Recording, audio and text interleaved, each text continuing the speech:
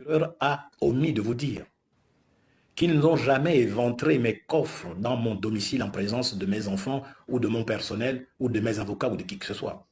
Ils ont emporté tous les coffres ou le coffre à leur direction à la PJ. Et ils ont procédé à l'ouverture de mon coffre sans la présence de mes avocats, donc à l'abri de regard de tout le monde. 175 millions découverts? Oui, je pourrais les justifier à tout moment. Je travaille depuis bientôt 40 ans. Je suis un chef d'entreprise. Je suis patron de plusieurs entreprises. Et je pourrais le justifier les yeux fermés. Les bijoux, mais je les ai payés dans le temps et d'autres, ça a été des cadeaux que je pourrais prouver à tout instant.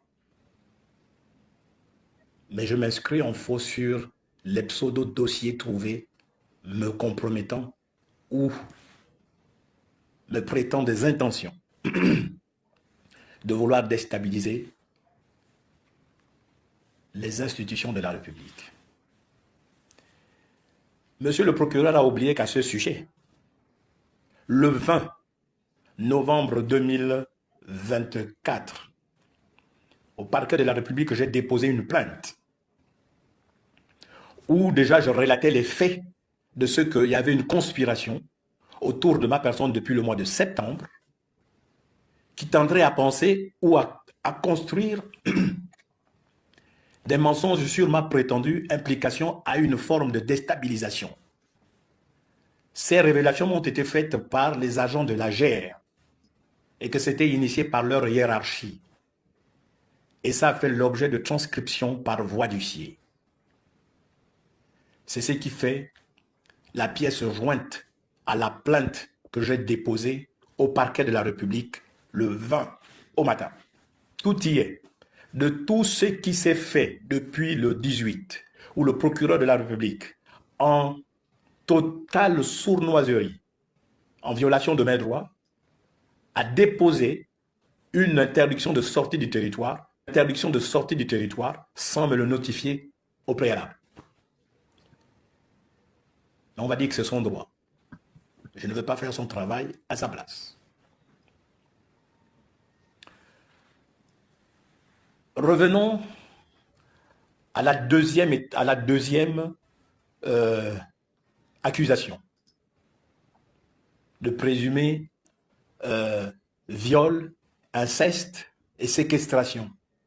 Chers compatriotes, ne vous laissez pas abuser, et même l'opinion nationale. Vous comprenez que mon problème il est ailleurs. Le problème il est totalement ailleurs. Parce que il y a moins de 10 jours, l'initiateur de cette plainte était le présumé père de mon enfant, Elisabeth, qui se sentant manipulé, au final, s'est rétracté en présence du procureur de la République et du juge d'instruction, du premier doyen des juges. À cet instant, la mère de mes enfants, Bilogué Lucie, n'a jamais initié aucune plainte. Et 3-4 jours après, on va dire que pour les mêmes faits, le même dossier, pour le même dossier, on a changé de plaignant, comme par hasard. C'est la mère de mes enfants, maintenant, qui porte plainte contre moi, pour une fille qui a bientôt plus de 40 ans, dans 3-4 ans. Notre enfant. Monsieur le procureur, c'est qu'elle a omis de vous dire, Madame Bilogué Lucie, et ce que vous avez refusé peut-être de comprendre ou d'élargir vos investigations, c'est que il y a 3 mois, voire 2 mois et demi en arrière, j'avais initié une saisine au parquet de la République de Lambaréné pour des faits de dénonciation calomnieuse de la part du présumé progéniteur d'Elisabeth, le nommé Obama Roland, qui m'accusait d'inceste, de séquestration et de viol sur ma fille. Nous avons tous été entendus, moi en premier. Lucie, la mère d'Elisabeth, la mère de notre enfant, Lucie Biloguet, madame, elle a été auditionnée, entendue sur PV. Elle a, sur l'honneur, signé un PV là-bas, dont j'ai copie, que je ferai parvenir à tout moment, où elle dit, persiste et signe, je vous dis bien, il y a 2 mois et demi en arrière, donc c'est tout récent, que tout ce qu'alléguait le sieur Roland Obama sur la toile était faux, que je n'ai jamais procédé à des attouchements, que ce soit maintenant ou quand notre enfant était plus jeune, et que ça n'a jamais existé ni de près ni de loin.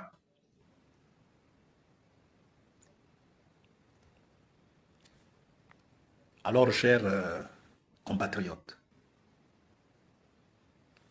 notre enfant a été entendu aussi sur PV.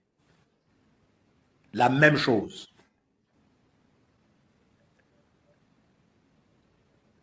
A été corroboré. Les propos ont été corroborés pour dire que ça n'a jamais existé. Alors, comment comprendre qu'en espace de 2 mois, quelqu'un d'équilibré, je lui reconnais cela, sauf avis contraire, chers compatriotes, peut se déjuger et vouloir causer du tort à quelqu'un qu'elle venait de défendre dans la même procédure, dans les mêmes faits étaient reprochés.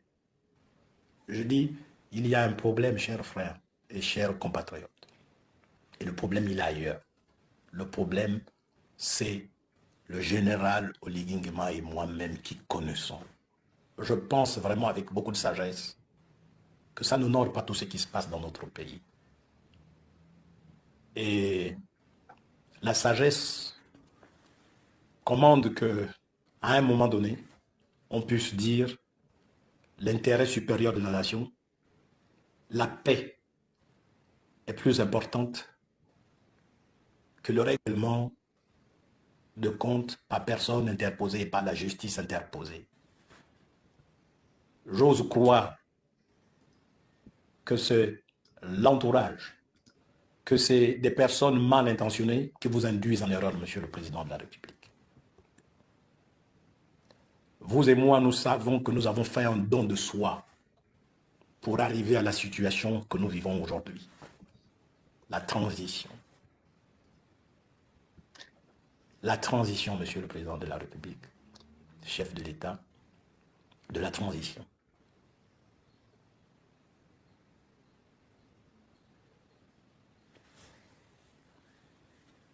Je dirais tout simplement que si j'ai mis 40 ans pour construire avec des Gabonais vaillants, des Gabonaises vaillantes, autour de l'effort, nourrir les populations, former nos compatriotes, donner du travail. Sur les 20 dernières années, à moi tout seul, à mon modeste niveau, j'aurais déjà offert pas moins de 5000 emplois directs à nos compatriotes et 1500, voire 2000 en emplois indirects. Politiquement, je pense avoir apporté ma pierre à l'édifice pour éviter le brasier, pour éviter que ce pays ne s'embrase, ne rentre dans une guerre, une forme de guerre civile ou une guerre civile tout court.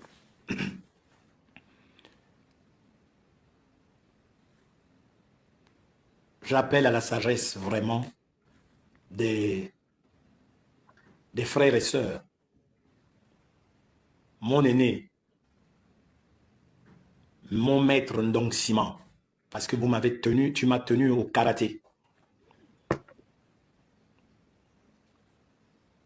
Ma grande sœur Paulette Missambo, mon frère François Ondombian,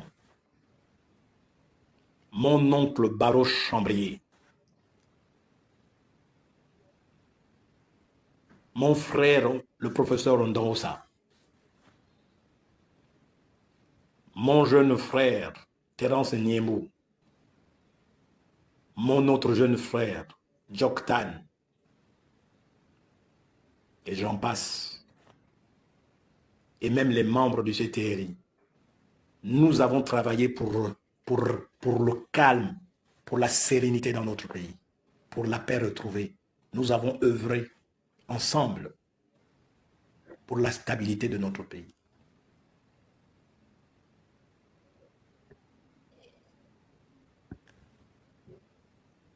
Pendant que tout le monde, pendant que tout le système, Ali Bongo Ondimba, vous avez déclaré personne non grata, j'étais le seul à venir vers vous, à épouser votre combat, à m'engager à vos côtés. Me voir au lendemain du coup d'État n'a jamais été de l'improvisation, vous le savez. Je vous ai fréquenté avant, pendant et après. Et je vous demande, en tant qu'homme politique, vous avez des positions aujourd'hui à côté de notre président, de pouvoir œuvrer à ce qu'il y ait une accalmie. Parce que ce qui se passe ne nous honore pas. Parce que hier, vous étiez dans le besoin, j'étais présent. J'étais à vos côtés. Je vous ai fréquenté individuellement et collectivement. Je ne peux pas aller au-delà parce que j'estime que nous sommes tous assermentés et nous sommes des hommes nobles et responsables. Vous me devez bien ça.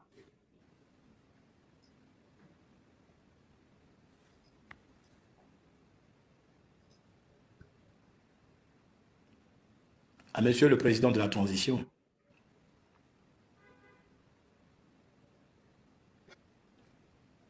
je pense que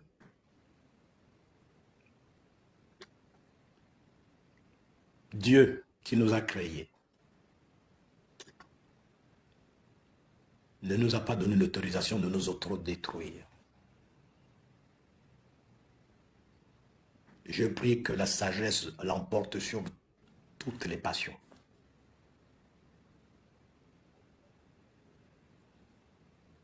C'est le moment de rendre grâce à Dieu parce qu'il m'a renouvelé le souffle de vie ce jour. Je prie pour notre pays. Et encore merci à nos compatriotes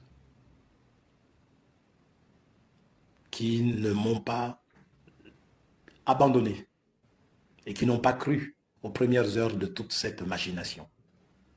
Merci à la diaspora. Merci à tous ceux qui vivent sur l'ensemble du territoire.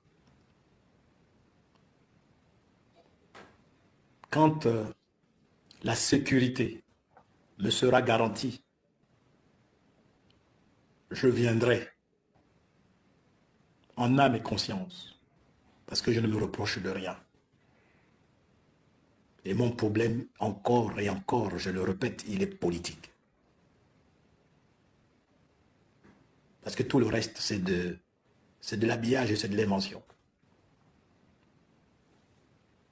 Je vous remercie.